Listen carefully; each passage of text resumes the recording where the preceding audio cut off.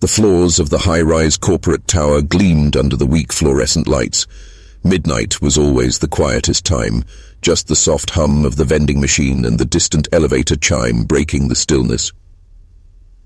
Ethan Cole adjusted the strap of his janitor's cart and wiped his calloused hands on his coveralls. 39 years old, single father, 2 jobs. His daughter Lily was asleep in the tiny apartment across town, dreaming about the field trip he promised he'd somehow afford. He pushed the mop forward, the same way he did every night. Slow, steady, invisible. The executives in glass offices never looked his way during the day, and at night, the building felt like their ghosts still lingered. Smug, polished, untouchable. Then came the sound. A soft hiccup. A whimper. Ethan froze, head tilted toward the corridor that led to the executive lounge. It was faint. The kind of sound you wouldn't notice if you didn't know what real crying sounded like. A child's crying. He left the mop standing in a small puddle of soapy water and followed the sound. The hallway stretched long and dim, lined with frosted glass doors etched with the names of people who'd never remember his. There, by the vending machine, a little girl, no more than 5, sat curled up on the cold marble floor, knees drawn to her chest, hair messy, cheeks streaked with tears. Her small backpack lay tipped over beside her, its zipper broken. Hey, it's okay," Ethan said softly, crouching down so he wouldn't tower over her. "What are you doing here, kiddo? Where are your parents?" She sniffled, wiping her nose on her sleeve. They left. They said they'd come back." Ethan glanced around. The lobby was empty. No sign of security, no adults in sight. "You can't stay here," he murmured, more to himself than to her. Her eyes met his, big, dark, trembling, and for a second Ethan saw Lily, years ago, before her mother walked out, before the nights got quiet and the dinners got cheap. He took a deep breath. "All right, little one. Let's get you warm first." The girl's small hand was cold when Ethan offered his. She hesitated, eyes darting toward the empty reception desk, then slipped her fingers into his rough palm. "What's your name?" he asked, leading her gently toward the maintenance break room. "Anna," she whispered. "Anna, huh? Pretty name. I'm Ethan." She didn't respond. Her head drooped as she walked, the way kids did when they were too tired to cry anymore. Inside the break room, the heater rattled weakly against the window. Ethan pulled a spare hoodie from his locker, one Lily had outgrown, and draped it over Anna's shoulders. It swallowed her whole. "You got any grown-ups coming back for you?" She shook her head. "Phone number?" She shook again. Ethan rubbed his jaw. The cameras in this building never missed anything, and if the CEO found a janitor harboring an unknown child, questions would fall fast, boom, and heavy. But leaving her there, alone, cold, waiting for people who might never come back. He sighed, poured warm water into a paper cup and handed it to her. She sipped, still silent, still wary. "You hungry?" Her eyes flicked up, just enough for him to see the answer before she even nodded. He dug through the vending machine drawer and found a wrapped muffin, the kind he usually saved for nights when the shifts stretched long. He tore it in half, gave her the bigger piece. She devoured it in 2 bites. That was when he made the choice, the one that would bring the CEO down on him like a hawk on a field mouse. "You can't stay here, Anna," he said, voice low, "but I'm not letting you sit in this empty place all night, waiting for ghosts." Her eyes widened. You're not going to tell the some." He shook his head. "No, I'm going to take you somewhere safe, just for tonight, somewhere warm." Outside, the snow tapped against the glass. Somewhere on the upper floors, a motion sensor flicked on. And in that moment, Ethan knew this wasn't just a kind gesture. This was the start of trouble. The elevator doors slid shut with a tired groan. Ethan held his breath, one hand shielding Anna as if his body alone could make her invisible. The building's overnight security was lazy. 2 guards, one asleep by the monitors and the other glued to his phone, but all it would take was a curious glance at the wrong moment. Anna clutched the muffin wrapper in her fist, her wide eyes reflecting the red glow of the elevator numbers. "You cold?" he whispered. She shook her head, though her teeth chattered. They reached the basement parking level, the place where janitors parked their rusting cars far from the luxury fleet of the executives. Ethan's truck sat in the corner, battered but dependable, the same one that had carried Lily to school every day since kindergarten. He opened the passenger door, helped Anna up, and wrapped her in an old flannel blanket that smelled faintly of pine and bleach. "Buckle up, little one. It's a rough road home." The drive through the sleeping city was silent but heavy. Snow fell in lazy spirals, streetlights casting ghostly cones of light over empty sidewalks. Ethan's mind churned with questions. Who leaves a child like that? Why this building? Was she lost? Or abandoned? At a red light, he glanced at her. She had curled up, her small fingers gripping the blanket like a lifeline. "You got anyone I should call? Mom? Dad? Anyone?" Her answer was a whisper so faint he almost missed it. "They don't want me." The light turned green, and Ethan pressed the gas a little too hard. His hands tightened on the wheel. He had heard that tone before, in Lily's voice, years ago, when her mother slammed the door one last time. By the time they reached his small apartment, the snow was knee-deep on the steps. He carried her inside car, fully, the way he had once carried Lily when fevers burned too high. The door creaked open to the warm glow of a lamp. Lily stirred on the couch, rubbing her eyes. "Daddy? Who's that?" Ethan shut the door behind him, heart pounding. "This is Anna. She needed a warm place tonight." Lily blinked at the girl, then at her father. In that moment, no questions, just a nod. "Hi, Anna," she whispered. "You can sleep in my room." Morning came fast, the way it always did when sleep barely touched you. Ethan stood over the stove, frying an egg for Lily, pouring a glass of milk for Anna, still wrapped in the oversized hoodie.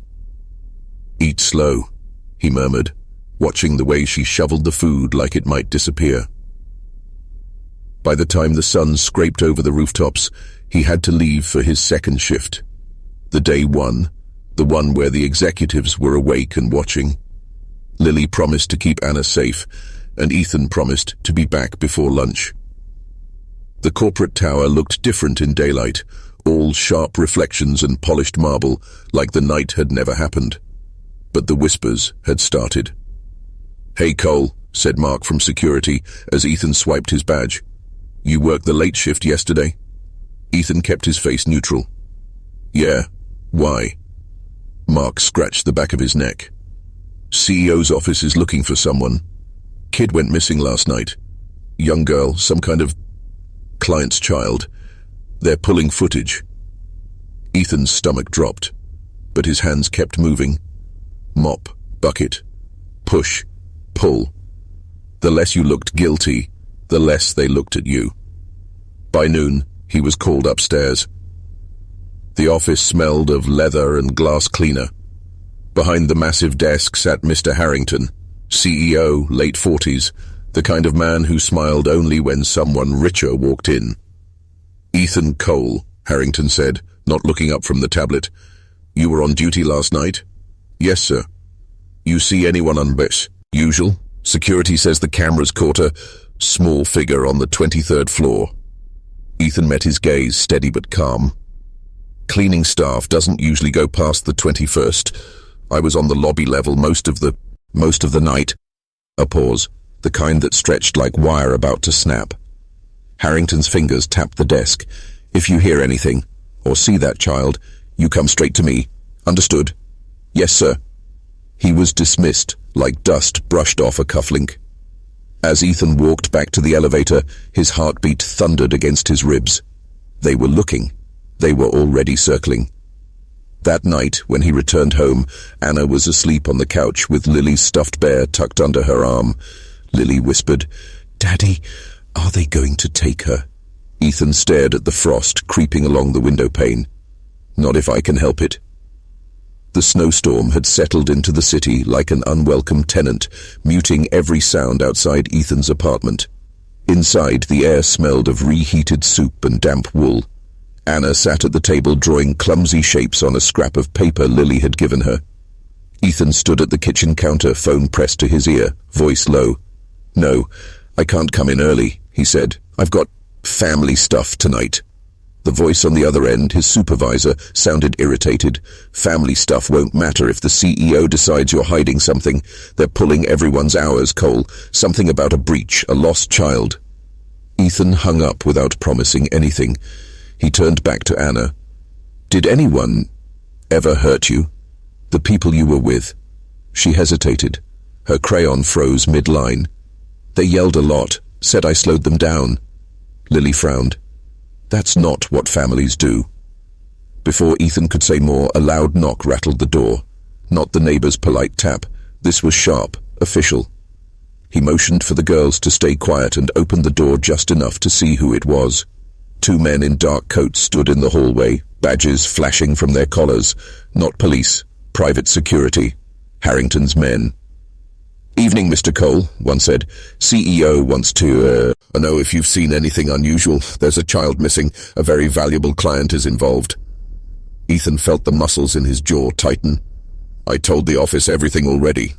The man's eyes scanned past him toward the dim-lit living room. "Mind if we take a look? Just routine." Ethan blocked the doorway with his shoulder. "You got a warrant?" A pause. Then a thin smile. "This is a company matter, Cole. Don't make it something bigger." The door clicked shut. He slid the chain across and leaned his forehead against the wood. Anna's whisper came from the table. "They want me back, don't they?"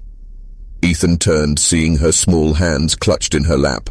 Lily reached over and squeezed them gently. "Daddy?" Lily asked. "What if they find out?" He looked at both of them. One his flesh and blood, the other a fragile stranger who had nowhere else to go. And something hard settled behind his ribs. "Then we make sure they don't." The next day, Ethan went to work early. Not because he wanted to, but because the building had sent 3 messages overnight. CEO expects full attendance, all staff to report. He left Lily in charge at home. Anna clung to her hand like a ghost, unwilling to fade. The skyscraper was colder than usual, its marble floors echoing with the clipped steps of men in tailored suits. Everyone looked tense. Conversations stopped when doors opened. At 10 a.m., Ethan's badge was flagged at the janitorial station. A voice summoned him. "Mr. Cole, executive floor, now." The elevator ride felt endless. He'd never been this high up. Polished walls, gold-trimmed numbers, the kind of place where people like him were invisible unless something went wrong. At the end of the hall, behind a glass door etched with his name, stood Victor Harrington, the CEO himself. Broad shoulders, silver watch, a smile that didn't reach his eyes. "Mr. Cole, Horace," Inkton said smoothly. "You've been with us, what, 5 years?" "Yes, sir." "You clean our halls, keep our corners from gathering dust. I respect that. But lately—" Harrington paced, hands behind his back. "There's been noise, a missing child, and a janitor who suddenly works late, leaves early, and refuses a simple apartment check." Ethan kept his voice even. "With respect, sir, my life outside this building isn't company property." Harrington stopped walking. His eyes narrowed just slightly. "Everything is company property when it interferes with the company's name. The child belongs to one of our highest investors. If you know something, now is the time to speak." Silence stretched between them like a wire. "I don't," Ethan said finally. Harrington's smile returned, thin as a blade. "Loyalty is a virtue, Mr. Cole, but sometimes it buries men alive." A pause. Papers shuffled.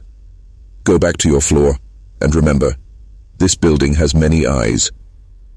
Ethan stepped out, heart hammering. The elevator doors closed behind him, sealing in the weight of that warning. Down below, the world smelled of bleach and brass again, but everything felt different now. Harrington wasn't just searching. He was circling. And Ethan knew. They'd come knocking again, harder this time. That night, Ethan didn't sleep. Lily had drifted off on the couch with Anna curled against her side, the little girl finally breathing evenly after days of flinching at every sound. But Ethan sat by the window, blinds barely parted, watching the street below. A black sedan had passed twice in the last hour. Harrington wasn't bluffing. They were watching him. He had to move carefully now. He pulled out an old notebook, the kind he used to keep before his life became a cycle of mops, floors, and double shifts. In it, he began to write down every face he'd seen near their building, every message sent to his phone, every slip of paper left in his locker. But the more he wrote, the more one question gnawed at him. Why Anna? He'd found scraps of her story in her sleep. Muttered words, a name whisper, Ed like a ghost, Clara, and once when Lily was brushing her hair, a gold bracelet slipped from her sleeve. Initials, C.H. Cole Harrington. Ethan's stomach turned. Was she his investor's child? His blood? Or was she a key? Something stolen from that empire upstairs. Something that could make a man like Harrington desperate. He knew one thing. If the CEO wanted her, it wasn't for love. The plan came slowly, built from instincts he'd buried since the war. Stay small, stay moving, use what no one notices. Tomorrow, he'd swap shifts with George, the only other janitor he trusted. He'd map the cameras in the executive hall, and if things turned bad, he still had that contact at the bus depot, the one who owed him a favor. Daddy? Ethan turned. Lily stood in the doorway, rubbing her eyes. You're awake, he said gently. She glanced at the notebook. You're planning again, like when Mom left. He froze, then closed the book. I'm making sure no one hurts her. Lily nodded, climbed into his lap. Then we keep her, even if it makes them mad. Ethan kissed her hair. That's what scares them, kiddo, that we care when they don't. It started with a knock. Not a polite one, not the kind that waits. Ethan's eyes snapped open. He dozed off in the chair, notebook still open, pen slipped from his fingers. Lily stirred on the couch. Anna was still asleep, her small hand clutching the edge of the blanket like a lifeline. Knock, knock, knock. Louder this time. He stood, every muscle braced, and moved to the door without turning on the light. A shadow slid past the peephole, too tall, too still to be a neighbor. Mr. Cole, a man's voice, calm but sharp. We need to ask a few questions. He didn't answer. Orders from upstairs, the voice continued. You know what this is about. Ethan glanced at the clock. 12:47 a.m. No one came from upstairs at this hour, unless they meant to take something. Behind him, Lily whispered, Dad. He raised a finger. Quiet. Another knock. This time the door frame shivered. We can come back with a badge, the man said, or you can make this easier. Ethan stepped back, heart hammering. There were two options, open and risk them taking her, or stall and find a way out. He whispered to Lily, shoes, quietly, take her to the back stairwell. She nodded, wide-eyed but steady. She'd grown up with his quiet commands. The knock turned to a heavy bang. Ethan called out, voice rough, wrong apartment. A pause, then a low chuckle. There's no wrong apartment, Mr. Cole. There's only the one hiding what doesn't belong to it. Silence, then footsteps, retreating. For now. He knew they'd be back, and next time, they wouldn't knock. Lily reappeared with Anna in her arms. The girl's eyes were open now, fear flickering in them like a match. Ethan knelt. Anna, do you know why they want you? Her lips trembled. Because I'm not supposed to be gone. I'm supposed to keep the name. The name? She nodded, tears welling. Harrington.